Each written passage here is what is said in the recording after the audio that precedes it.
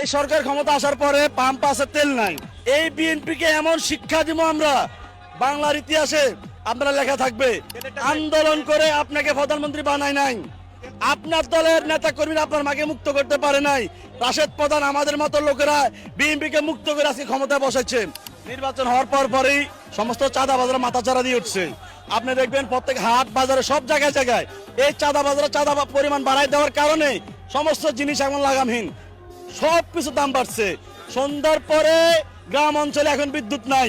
আমার সে ছোটকালের কথা মনে পড়ে গেছে, ঘরে ঢুকি বিদ্যুৎ নাই, আবার নাই, আবার যায়, ঠিক পাম্পে তেল নাই।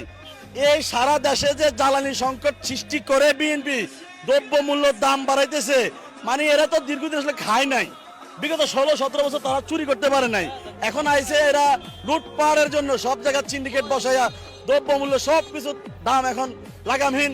তো আপনি দেখবেন, হঠাৎ করে দেখবেন কোনো একদিন এই দেশের জনগণ, এই বাংলাদেশের জনগণ ছিলাম সালাউদ্দিন সহ তারেক জিয়ারে প্যাকেট করে ফেলাইছে। এর প্যাকেট করতে সময় লাগবে না, শেখ হাসিনারে প্যাকেট করতে যে সময় দিছি, এই সরকারের সময় দিব না।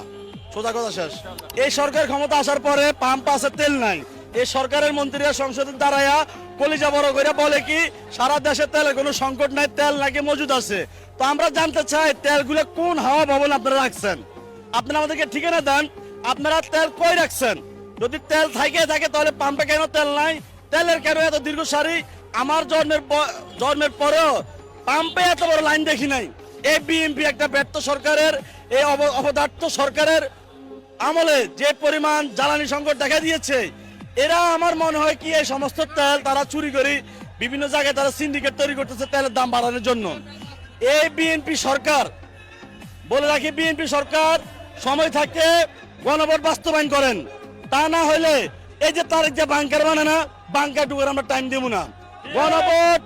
গণভোট বাস্তবায়ন করতে হবে।